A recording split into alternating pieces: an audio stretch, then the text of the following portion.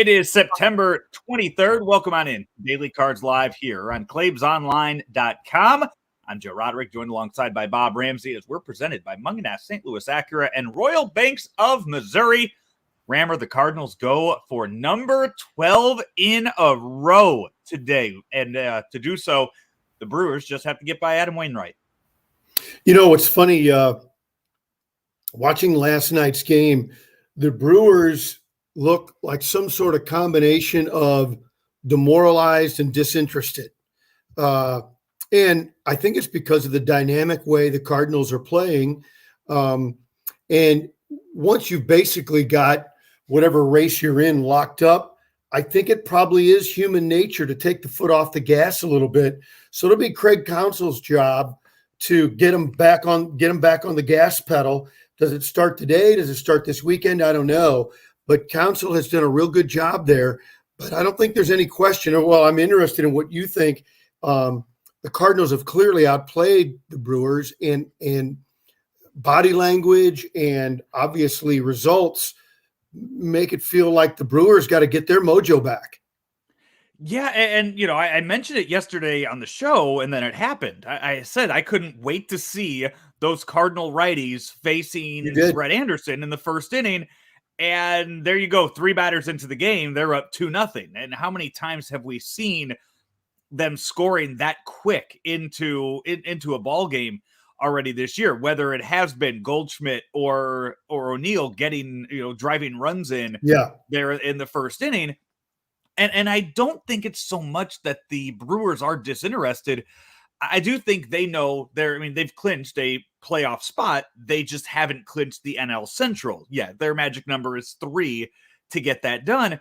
But I think there are other issues. I mean, Lorenzo Cain, we know, isn't 100% from his. We know he's been out there, but we know he's not 100%. Christian Yelich might not even be 80% right now. It's sad. They want those guys to be there by, I think, what is game 1 for them should be October 8th for the playoffs if they do clinch the NL Central. Yeah. But I think they want them to get there by then, but they also want them to keep getting those game reps. And what you're seeing is a very hungry Cardinal team taking full advantage of that right now. They know that if they hit a ground ball through the hole at third and short, it's a double. They know that Christian Yelich is not throwing them out at second base. And you saw that yesterday. I think it was Dylan Carlson just hits a ground ball there and just keeps running and doesn't stop because he knows Christian Yelich is not going to throw him out at second. So the Cardinals are using this hot streak and using all this momentum to take advantage of every little opportunity that they have presented in front of them. Yeah, a couple more things real quick about last night's game. Everybody's talked about it, appropriately so, the 2 runs scoring on the sacrifice fly.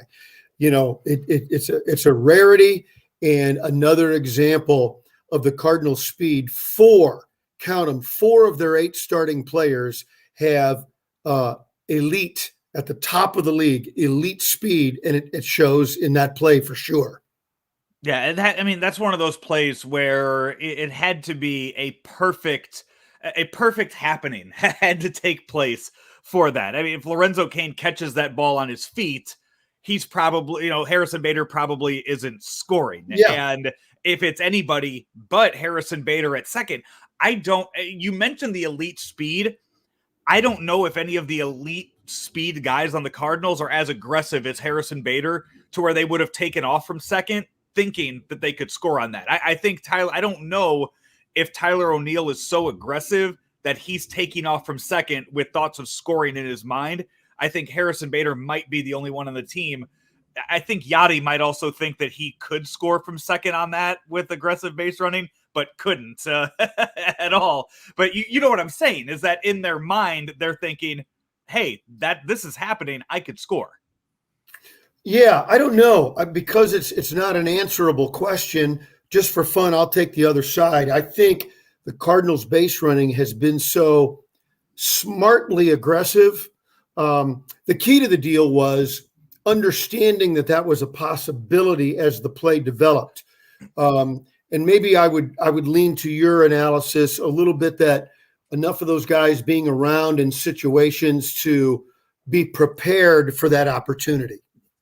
Well, and it also helps too with having that mindset. And if it is something that's through the entire locker room, having somebody like Willie McGee on that bench to, give them ideas or give them, knowing the kind of aggressive base runner that he was during his career, to give these players an idea of, hey, if this happens, be ready for it. Yeah, that's a great point. Willie McGee is clearly a great asset, and those are the kinds of things, making plays in the outfields, clutch hits, putting the ball in play, hitting behind the runner, aggressive on the base pass. Those are the kinds of things. I'm glad you brought that up. This is almost kind of Willie McGee ball, save the power, but all these other aspects of the game, that's a great point. The talk about power, the trio right now in the middle of that order of Goldschmidt, O'Neill, Arenado, and what they have been able to do during these past 11 games. The past, 14 out of 15, I think, or 13 out of 14 that they've won now, going back to the middle of that Dodgers series.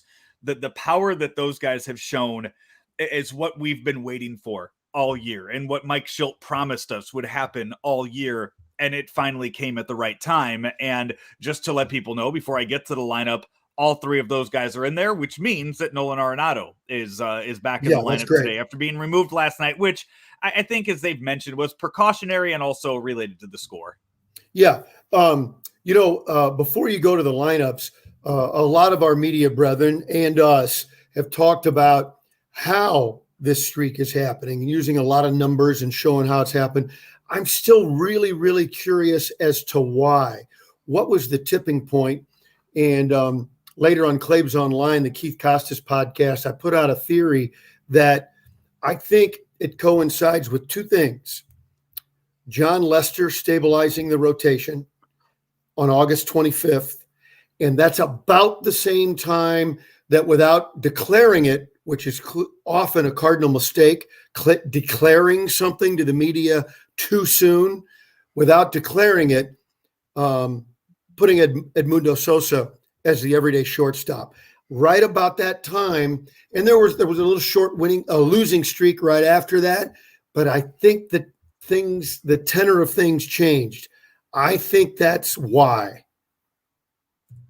Yeah, I would agree with that. I think if you want to go back and look at a date, you can see when those pitchers when the rotation started to click, which just so happened to be the downfall of this team from being already having clinched a spot from the games, the schedule they had, and the June swoon. As you've pointed out, it was the pitching staff that hurt them back then. So here is the starting lineup for the game that starts in less than 1 hour. By the way, if you are looking to watch the game, it is a YouTube game today. So no Danny Mac or Brad Thompson or Jimmy the Cat Hayes today. It'll be on YouTube. I don't know who's on the call for the YouTube game. I haven't looked that up, but maybe it'd be the Manning brothers. I'd like that. God, that, you know what? I mean, they would also make a baseball game enjoyable too. I agree. And on top of that too, they would go out and they would get guest baseball related. Damn well Todd Helton would be on that show, and he'd be breaking it down. Absolutely. It is Cardinals going with the exact same lineup we've seen. Edman at second, Goldschmidt at first, O'Neill in left, Arenado at third, Carlson in right, Molina behind the plate, Sosa at short, Bader in center, and Wainwright is on the mound.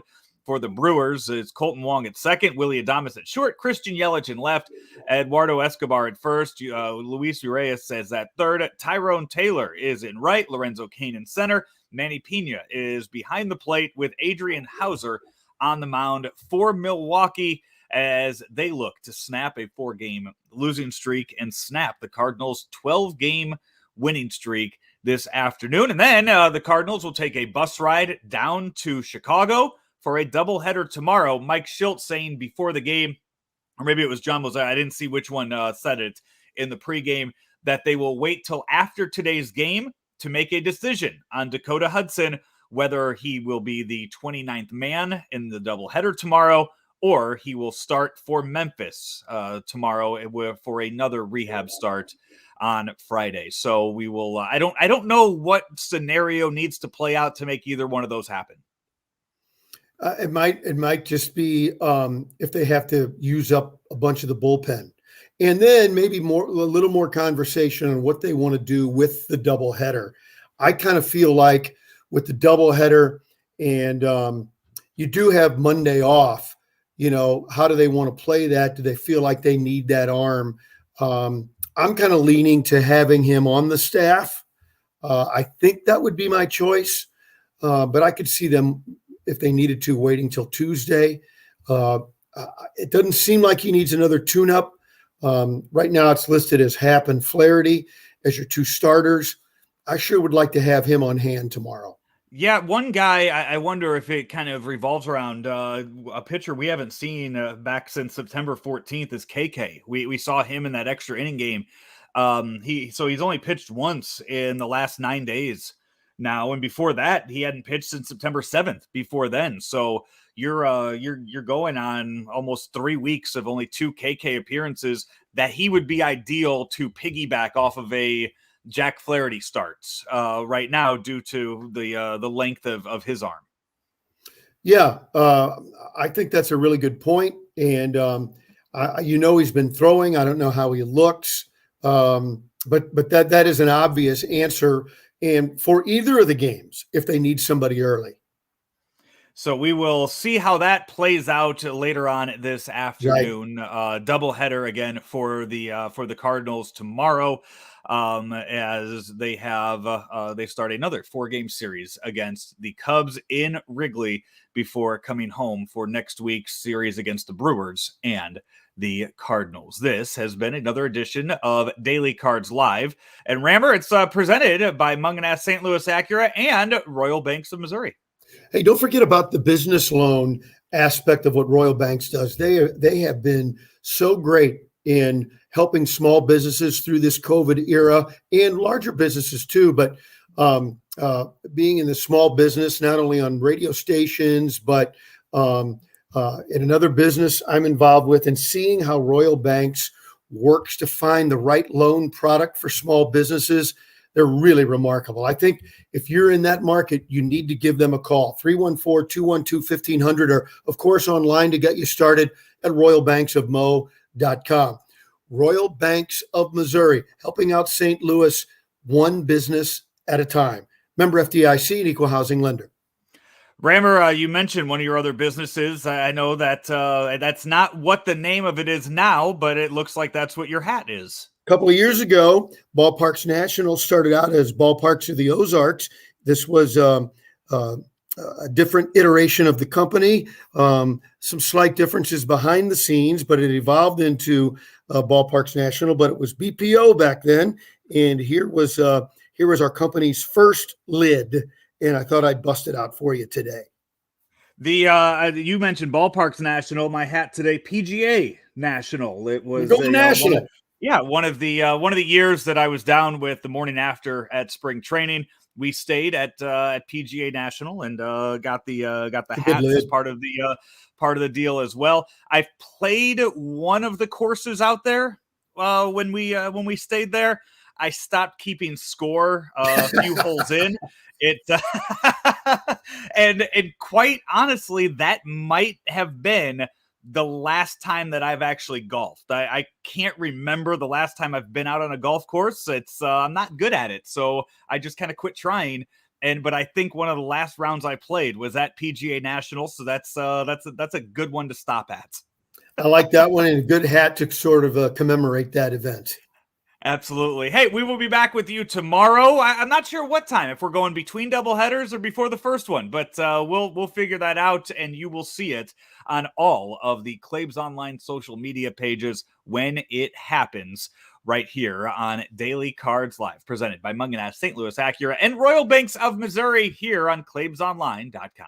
St. Louis Acura is excited to announce the opening of our newly remodeled service lounge. We sell pre-owned vehicles of all makes and models and take pride in servicing what we sell. We offer free pickup and delivery service and a complimentary car wash and vacuum with every service. We also have a full-service reconditioning shop on site that can repair dents, bumpers, and wheels. As the nation's only 29-time Acura Precision Team winner for customer satisfaction, we work every day to make St. Louis Acura better than ever for you.